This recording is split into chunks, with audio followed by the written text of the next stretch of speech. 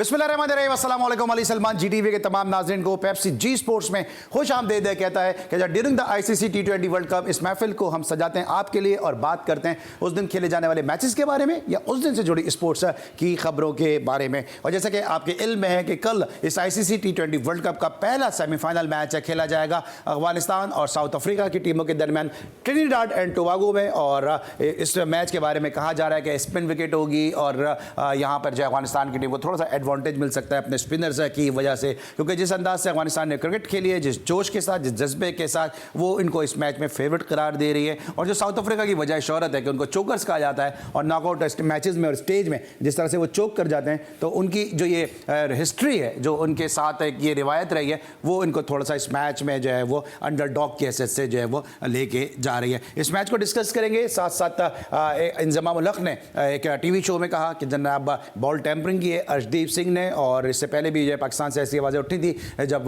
World cup चल रहा था कि जनाब बॉल में चिप लगा दी है। तो आखिर हमारे प्लेयर जो है वो इस तरह की गुफ्तगू जो है वो किन बेसिस पे करते हैं। और साथ साथ जो तीसरा आज का सबसे इंपॉर्टेंट टॉपिक है वो ये है कि जनाब पाकिस्तान क्रिकेट को डैमेज करने का इनाम मिला मोहम्मद वसीम को, और उनको पाकिस्तान का पहले वो चीफ सेलेक्टर थे, जिनके बारे में मोहम्मद आमिर जैसे प्लेयर ने कहा है कि चीफ सेलेक्टर की चीफ सिलेक्शन, जिनको जो है खुर्रम मंजूर डोमेस्टिक में कोहली नज़र आता था, जब वो खुद चीफ सेलेक्टर बने तो उनको खुर्रम मंजूर का नाम भी याद नहीं रहा। अब वो विमेंस क्रिकेट में क्या गुल खिलाएंगे ये यकीनी तौर पे आने वाला वक्त ही बताएगा, क्योंकि मैंने कल भी अपने शो में कहा था और आज भी अपने शो में कह रहा हूँ कि अगर कोई मेरी बहन या बेटी क्रिकेट खेले तो कम से कम मैं तो मोहम्मद वसीम जैसे सिलेक्टर के पास उसको ना भेजूँ कि जिनकी वजह शोहरत ये रही है कि वो खिड़कियाँ कूद कूद के जो है वो भागें। अब ये सवाल बनता है मोहसिन नकवी साहब से कि अगर आपको क्रिकेट का कुछ नहीं पता, आपके जो एडवाइज़र हैं उनको क्रिकेट का कुछ नहीं पता, तो ज़रा आप पुराने प्लेयर से पूछ लें जो आसपास फिरते रहते हैं कद्दाफी स्टेडियम के कॉरिडोर में, उनसे ज़रा पूछ लें कि जिन लोगों को आप अपॉइंट कर रहे हैं उनकी असल वजह शोहरत क्या है और किस हद तक जो है वो आपकी शोहरत को वो दागदार कर सकते हैं। बिल्कुल जिम्मेदारी के साथ ये बात कर रहा हूँ, आप चाहे तो पूछ सकते हैं कि असल हक़ाइक़ क्या है। बहरहाल आज के शो में खुश आमदीद कहेंगे बेंगलोर के हीरो तौसीफ अहमद साहब को। Sir thank you so much for joining us. और इनके साथ मौजूद हमारे बहुत ही अपने कमर रज़ा एफ साहबा। सबसे पहले तौसीफ भाई इस सेमीफाइनल की बात करते हैं कि जो TNT में खेला जाएगा अफगानिस्तान वर्सेस साउथ अफ्रीका, किस तरह देख रहे हैं इसको, क्योंकि साउथ अफ्रीका एक मजबूत टीम है, दूसरे अफगानिस्तान जिस अंदाज से खेलते हुए हैं वो इनको फेवरेट करार दे रहे हैं और फेवरेट बना रहे हैं इस मैच में।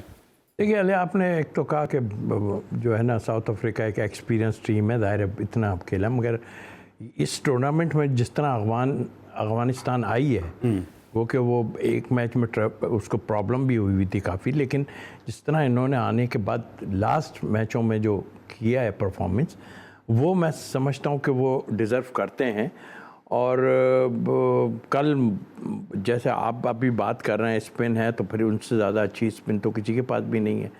तो मुझे ऐसा लगता है कि ये 40-60 है जिसमें जो है अफगानिस्तान मुझे अपर हैंड नज़र आ रही है। अब देखना यह है कि बारिश और ये जो प्रॉब्लम आती हैं वो क्या है, पिछले मैच में भी इसी तरह हुआ, बट इस वक्त ऐसी वो टीम लग रही है जो जिसे कहना चाहिए कि वो हर शोबे में है। मतलब एक तो मेन चीज़ जो हमेशा लोग कहते हैं कि कप्तान जो होता है वो फ्रंट पे आता है तो बात बनती है। तो हम राशिद की अगर बात करें तो राशिद विकेटें तो ख़तरनाक बॉलर तो टूर्नामेंट से पहले या उससे पहले हम कहते रहे हैं कि वो बहुत ख़तरनाक बॉलर है, या उनके मुजीब है या और नूर है स्पिनर्स उनके, वो मुसीबत डालेंगे। लेकिन हमें बहुत ज़्यादा नज़र राशिद जैसा जो है अभी 4 विकेट्स लिए और ये हमें वो नज़र, लेकिन उसके साथ साथ वो जब बिल्कुल लो ऑर्डर में आन के 3-4 छक्के मारता है ना, तो वो अपनी टीम को और बूस्ट करता है।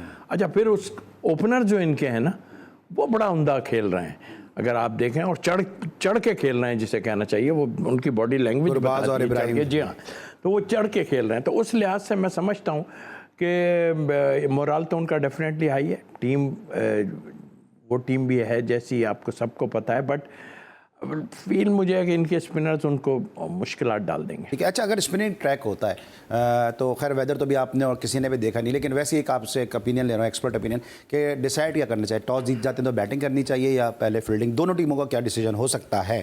देखिए मेरे हिसाब से तो आप चेस करने पर जाएं, पहले तो जो भी टीम टॉस जीते, जो भी चेस करने पर जाए, इसलिए कि अगर ये करते भी हैं ना तो ठीक है, वो बात ठीक है कि इनके पास स्पिनर हैं शायद वो है, लेकिन मैं समझता हूँ कि चेस करने पे जाए। स्पिन पिच कहाँ हमें नज़र आई, ये जो होता है ये किसी जगह पे इतना ज़रूर कर देता है लेग स्पिनर जो है सही। वो हर जगह पे कर देता है। तो उस लिहाज से मैं समझता हूँ कि ठीक है, पहले बैटिंग करके एक टारगेट होता है, मगर अगर फोरकास्ट में कुछ गड़बड़ नज़र आ रही है ना अली, तो फिर तो आदमी टारगेट, पिछला जो वो मार खाए हैं ऑस्ट्रेलियन इंडिया से, वो इसीलिए मार खाए, बारिश होगी बारिश होगी बारिश हो, बारिश कहीं नहीं हुई। उन्होंने टॉस जीत के जो है इंडिया को खिला दिया और इंडिया ने जो है रन उस पर डाल दिए, वरना तो ऑस्ट्रेलिया ही खेलता, मतलब पहले बैटिंग करता। तो मेरे हिसाब से यहाँ पर आप वो ठीक है कि आप एक टारगेट लगा दो उन पे, बट अफगानिस्तान बाद में चेस करे तो ज़्यादा अच्छा। ठीक है, इरफान आपको क्या लगता है? अभी तौसीफ भाई ने कहा कि जो ओपनिंग है, फास्ट बॉलिंग है, स्पिन है, यहाँ तक तो सही है, लेकिन जो मिडिल ऑर्डर है अफगानिस्तान का, उसको अगर हम एनालाइज करते हैं तो इस हद तक स्ट्रांग नहीं है और किसी हद तक कदर है जो उनका वीक लिंक है। अली, अगर वैसे तौसीफ भाई के 100% बात की है तौसीफ भाई ने, एक जगह मुझे ऐसा लगता है कि मैं तो नाक़िस अकल है मेरी क्रिकेट के हवाले से, मगर मुझे लगता है कि यार एक्सपीरियंस काउंट ज़रूर करता है। देखें, साउथ अफ्रीका भले चोकर हो, मगर वो किसी भी आईसीसी इवेंट में अपने आप को अपनी स्ट्रेंथ पे पहुंचते हैं और किसी भी इवेंट के अंदर उनके बारे में ये नहीं कहा जाता कि यार ये कुछ भी नहीं करेंगे, हमेशा कंटेंडर नज़र आते हैं वो टाइटल के। वो अलग बात है कि चोक कर जाते हैं, मगर उसके मुकाबले में अगर अफगानिस्तान को देखेंगे तो ऐसा लगता है कि वो उनको सिर्फ वो खुद ही रोक सकते हैं। वो जिस स्पीड में जा रही है अफगानिस्तान, कंडीशन को सबसे ज़्यादा बेस्ट एडॉप्ट किए हुए लग रहे हैं। उनके बल्लेबाज भी 12-14, या अगर आप पिछला मैच देखें अफगानिस्तान वाला, 11 ओवर डॉट खेले उन्होंने यार, 66 गेंदें डॉट खेले हैं। मैं यही कह रहा हूँ। फिर इसमें ऑस्ट्रेलिया वाले मैच में भी देखें कि ठीक ठाक डॉट बॉल्स वहाँ पर भी हैं। तो मैं ये कह रहा हूँ, कंडीशन को एडॉप्ट किया उनके बल्लेबाजों ने, फिर बॉलर्स ने उसको यूटिलाइज किया उन कंडीशन को, तो बेस्ट कंडीशन अफगानिस्तान के साथ जा रही है। 60-40 अली मैं इस हवाले से रखूंगा, साउथ अफ्रीका 60 इसलिए रखूंगा कि उनके पास एक्सपीरियंस बहुत है, और फिर ये कि उनके पास कोई खिलाड़ी ऐसा नहीं है जिसका किसी भी पानी से खुल जाए नट उसका, भैया उसके लिए प्रॉपर बहाना चाहिए, प्रॉपर मेरिट के ऊपर आई हुई है। अफगानिस्तान में एक ज़रूर चीज़ ये है कि जब ये प्रेशर में आएंगे किसी बड़े गेम में, तो ये प्रेशर से बाहर निकलने के लिए मुश्किल हो जाएगा, क्योंकि वो जो 116 रन वाली जीत है इनकी अगेंस्ट बांग्लादेश, वो बांग्लादेश था, वो शायद आईसीसी इवेंट में आते ही किसी को पहुंचाने या किसी को गिराने के लिए, क्योंकि उनकी आईसीसी इवेंट में इतनी अच्छी कारकर्दगी रही नहीं है, इसलिए अफगानिस्तान बड़ा हावी आपको नजर आया होगा 116 रन के अंदर। मैं भी मेरी भी फीलिंग थी कि अफगानिस्तान इनको तकरीबन 100 रन के अंदर गिरा लेगा, और तकरीबन ऐसे ही हुआ कि 8-9 रन से जो उनकी शिकस्त है बांग्लादेश की, उसने प्रूव किया। अफगानिस्तान को यहाँ पर सिर्फ एक चीज़ की कमी होगी कि पहली दफ़ा होगा जुनून के साथ, पैशन के साथ, आपको थोड़ा सा एक्सपीरियंस ज़रूर चाहिए। अगर गेम कंट्रोल में उनके बॉलर्स के रहा, अगर बॉलर्स के देखें, बैटिंग में तो 120-130 हैं अगर कंडीशन स्लो है, अगर बॉलर्स के उनके कंट्रोल में रहा, क्योंकि एक जगह क्लासन अभी तक चला नहीं है नीचे वहां पर, ठीक है, येंसन मार रहा है, क्लासन नहीं मार रहा है जी।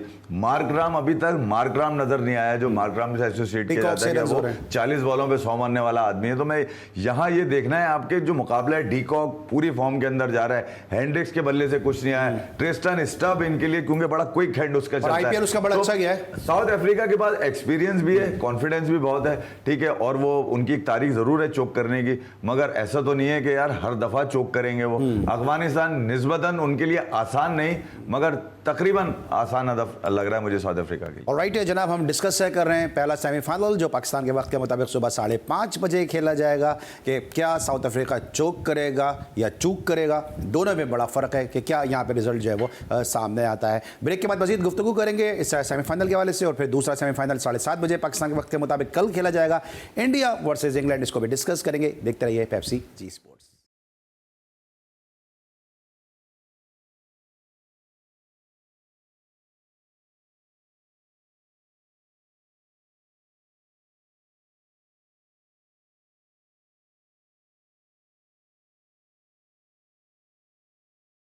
Welcome back after the break. आप देख रहे हैं Pepsi G sports.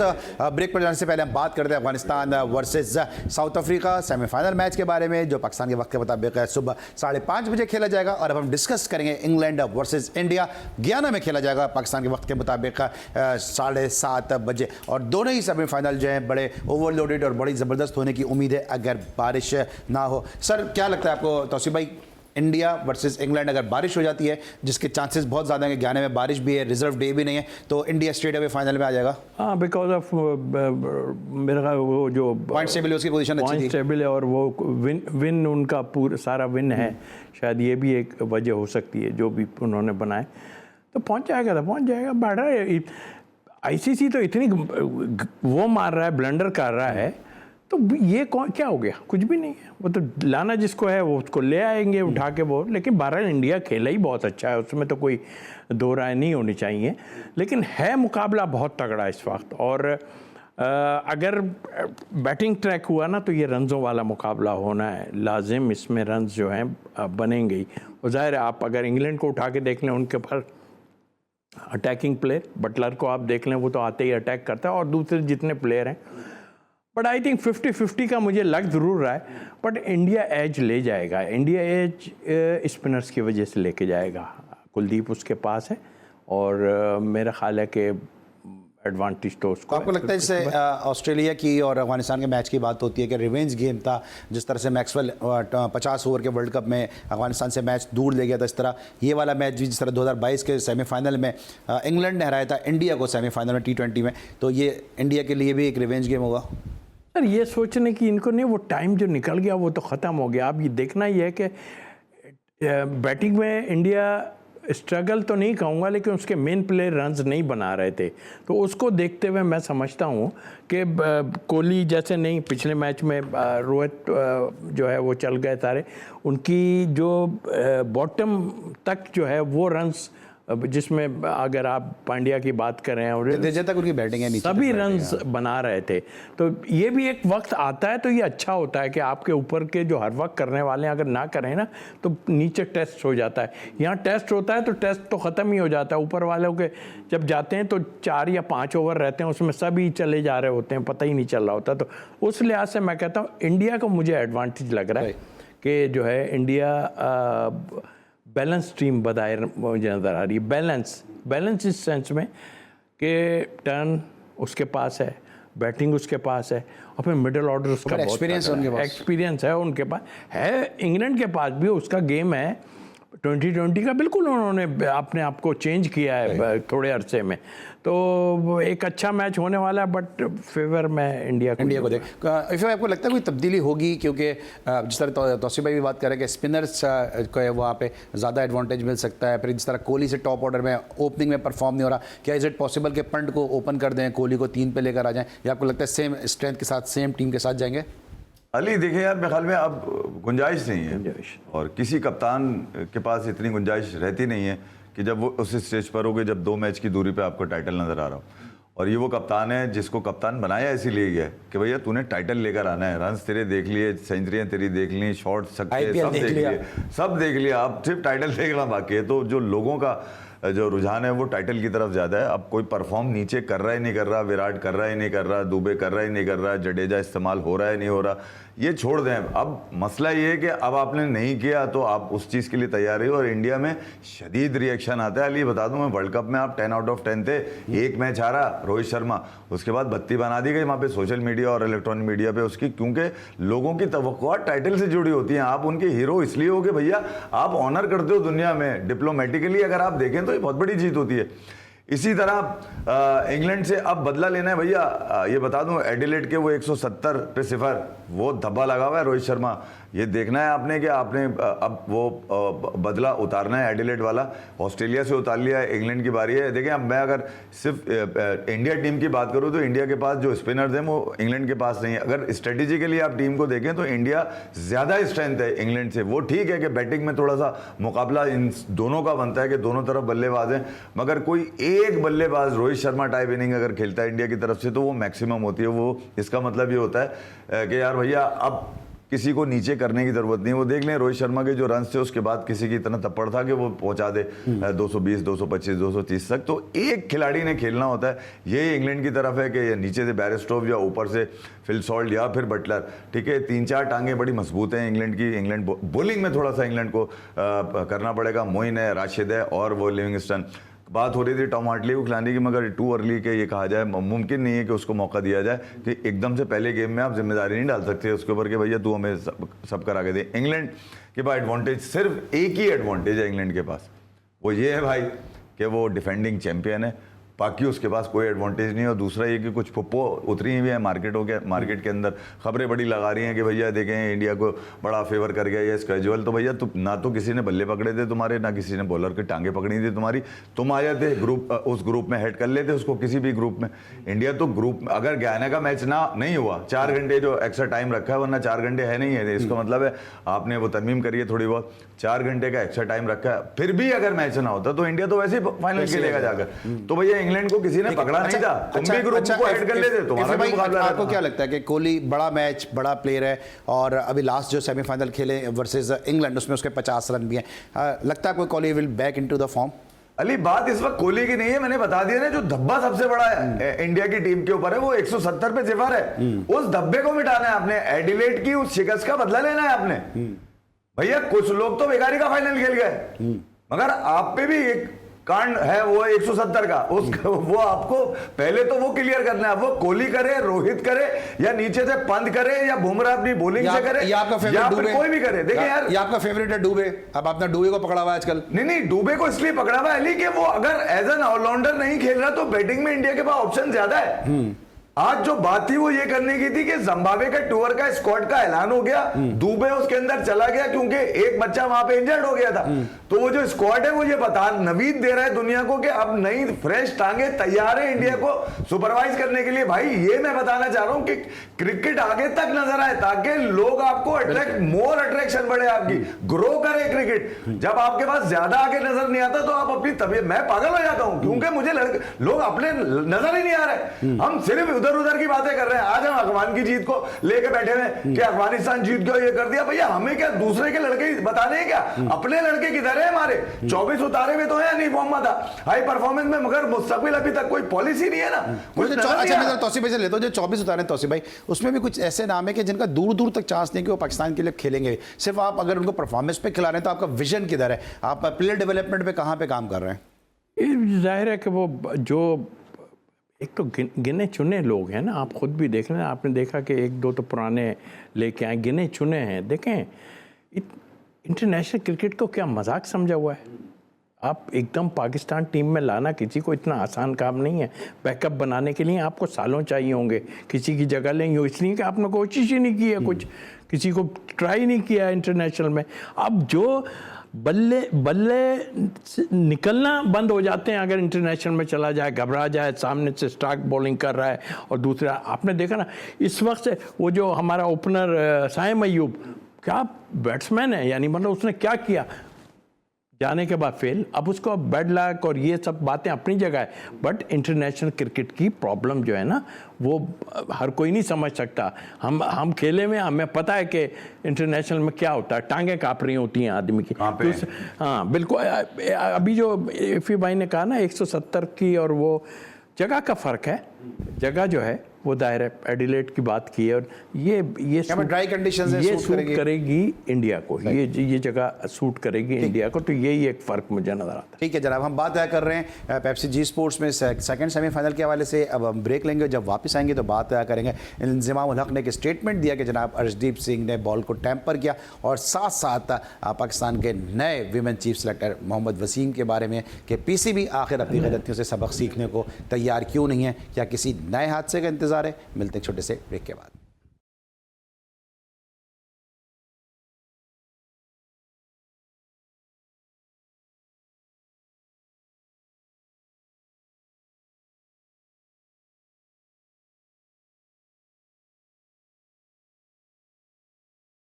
Welcome back after the break, you are watching Pepsi G sports. अब हम बात करेंगे कुछ पाकिस्तान क्रिकेट के बारे में। इंज़माम उल हक ने एक स्टेटमेंट दिया जनाब, उन्होंने कहा कि अर्शदीप सिंह ने बॉल टैंपर की वर्सेस ऑस्ट्रेलिया। ज़रा तौसीफ भाई से पूछते हैं क्योंकि इंज़माम उल हक इनके साथ पाकिस्तान की टीम में भी खेले, इनके डिपार्टमेंट से भी खेले।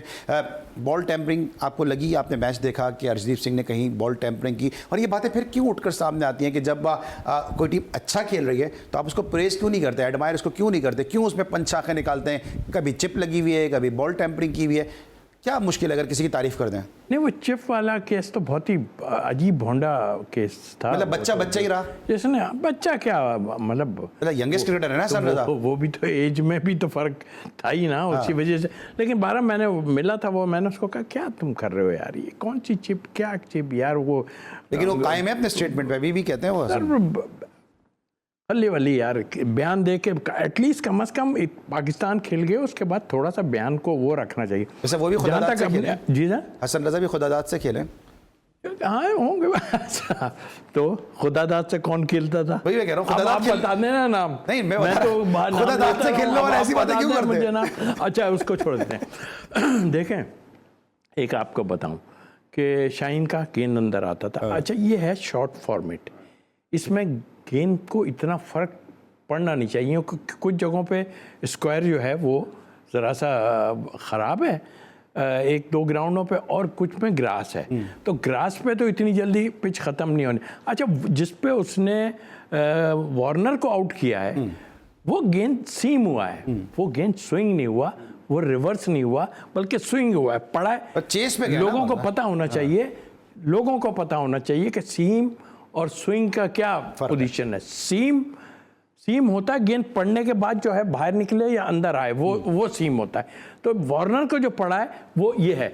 अच्छा, बात ये है कि हमें अभी नज़र नहीं आ रहा देखने में, काफ़ी टाइम हो गया, चाहे वो अंपायरों की वो देख लें, या हमें, या लोग जो हैं भूल गए सब कुछ करना है, ऐसा कुछ है।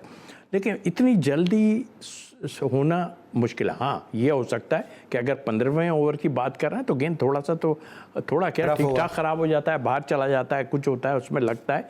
करने वाला करेगा, हमसे नहीं हो रहा भाई, मैंने देख लिया, हमसे नहीं हो रहा। नहीं, बॉल टेम्पर हुई है। बॉल टेम्परिंग का मुझे नहीं लग रहा कि सच कोई ऐसी इंजमाम ने फिर ऐसा एक लेमन वाला वो स्टेटमेंट क्यों अपना दे दिया? उसके व्यूज होंगे। सामने सलीम मलिक भी बैठे थे, देखें अंदाजा।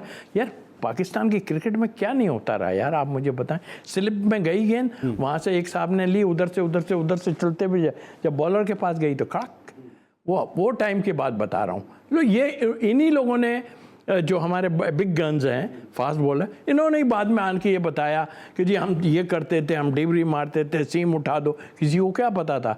गोरों ने उठा के दूसरे तरीके से कर लिया। उन्होंने जो है वो गम खाते हैं और गम लगाते थे, वो वैसलीन लगाई थी कॉलिन क्राफ्ट ने। वैसलीन, वो पुरानी बात है, लेकिन अब वो लगाते हैं। अब आपसे नहीं अगर हो रहा तो उसमें तो फिर किसी का कसूर नहीं है।